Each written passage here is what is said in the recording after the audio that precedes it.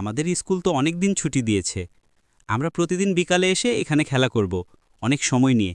কি বলিস তোরা? ঠিক বলেছিল ওসমান। স্কুল সেই সকাল 10টায় শুরু হয় আর বিকাল 4টায় শেষ হয়। আমাদের খেলা করার সময়ই থাকে না। এই কয়দিন যতটুকু সময় পেয়েছি বেশি বেশি খেলা করতে পারবো। তারপর ছুটি শেষ হয়ে গেলে তো সেইভাবে খেলাই হবে না। এখন পড়ার কোনো টেনশনই থাকবে না। বেশি বেশি আল্লাহর ইবাদত করব আর খেলা করব ইনশাল্লাহ। আর খেলবো না রে খাদিজা। তোরা তো জানিস আমাদের পূজা শুরু হয়েছে। অনেক আনন্দ করি আমরা। নাচ গান হই হুল্লোড়, কত খাওয়া দাওয়া, কত মজা হয়। তোরাও আমার সাথে চল, অনেক মজা হবে। একসাথে অনেক আনন্দ করব। আমরা তো পরেও খেলা করতে পারবো অনেক। এখন আমাদের মহল্লায় চল না, অনেক বড় করে আয়োজন করা হয়েছে সবকিছু। তোমরা গেলে আমার খুব ভালো লাগবে। চল না আমার সাথে। হ্যাঁ হ্যাঁ অর্পিতা, অবশ্যই যাব আমরা। তাছাড়া এর আগের বছরে তো গিয়ে অনেক আনন্দ করেছিলাম, নাড়ু খেয়েছিলাম, তোমাদের সকল দেবদেবতাদের দেখেছিলাম ঘুরে ঘুরে। সত্যি অনেক মজা হয়েছিল। আমি ঠিক জানি না রে। তোরা তো জানিস আমি আমার আম্মুর কথার অবাধ্য হই না। আম্মুর কাছে শুনতে হবে, যদি আসতে দেয় তাহলেই যেতে পারবো। দেখি আম্মু কি বলে। আমিও গিয়েছিলাম আগের বছর, এবারও যাব। অনেক মজা হয় ওখানে। ঠিক আছে, তাহলে আমি কাল পাশের ওই বড় মাঠে তোদের জন্য অপেক্ষা করবানে। তোরা ওখানে চলে আসিস। ওখান থেকে আমি তোদের আমাদের মহল্লায় নিয়ে যাবানে। অনেক আনন্দ হবে নে। ঘুম যদি না আসে গভীর রাতে, প্রভুর প্রেমে জাগো তাসবিহাতে। পরের দিন অর্পিতা তার বন্ধুদের জন্য অপেক্ষা করছিল। তারপরে একে একে খাদিজা ও উসমান সেখানে আসে।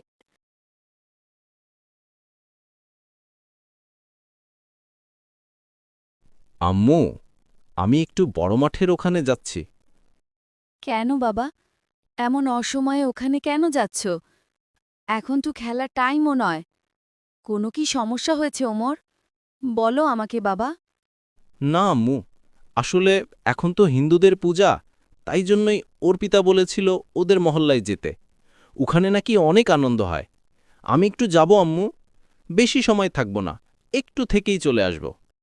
নাউজিবিল্লা, এটা তুমি কি বলছো বাবা? কেন আম্মু, কি হয়েছে? বাবা ওমর, তুমি কি জানো না হিন্দুরা যে দেবদেবীর পূজা করে তা ইসলামের সাথে সংঘর্ষিক? এমনটা করা শিরিক বাবা। কিন্তু মা, অনেকেই তো বলে ধর্ম যার যার উৎসব সবার। আমি ঠিক বুঝতে পারলাম না আম্মু, একটু বুঝিয়ে বলবে? বলো তো বাবা, আমরা কয়টা অনুষ্ঠান পালন করি?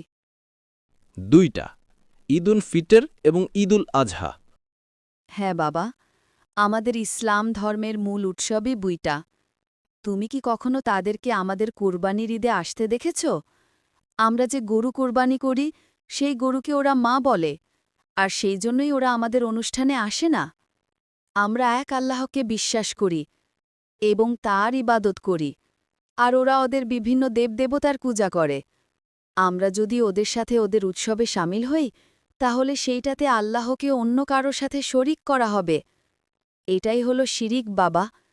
আল্লাহ তাআলা পবিত্র কুরআনে বলেছেন, তোমরা কেবল তাঁরই ইবাদত করো এবং তার সাথে কাউকে শরিক করো না। সূরা নিসা, আয়াত ৩৬। আল্লাহ সব পাপ ক্ষমা করলেও শিরিকের পাপ ক্ষমা করবেন না বাবা, যদি না আমরা সঠিক উপায়ে তওবা করতে না পারি। আমি বুঝতে পেরেছি আম্মু।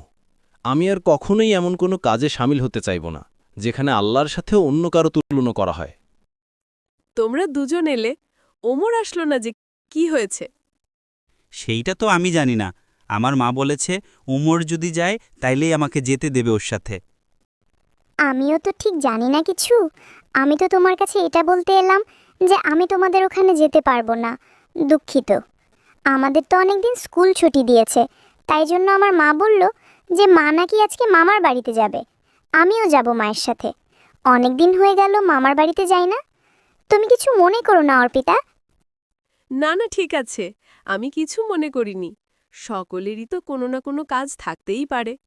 উসমান, তাহলে তুমি আর ওমর কালকে চলে এসো। ঠিক আছে অর্পিতা। শুভ তারপর তারা যার যার বাড়িতে চলে যায় আর এমন করে সেই দিন কেটে যায়। ওমর আর উসমান এক জায়গায় বসে গল্প করছিল। তখন সেখানে অর্পিতা আসে। ওমর, উসমান, আমাদের মহল্লায় যাবি না? চল আমার সাথে, আমি তোদের নিয়ে যাচ্ছি, অনেক মজা হবে। না রে অর্পিতা, আমি আর উমর যেতে পারবো না। কেন রে, উসমান গেলে কি হয়? আমার মা নিষেধ করেছে যেতে। আমাদেরকে কি তোরা ঘৃণা করিস? আমাদের ধর্ম কি খারাপ? না অর্পিতা, এমনটা না। আসলে আমরা এক আল্লাহরই ইবাদত করি।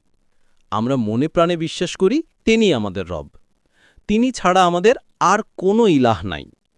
তোমাদের উৎসবে গেলে আল্লাহর সাথে শিরক করা হয়ে যাবে।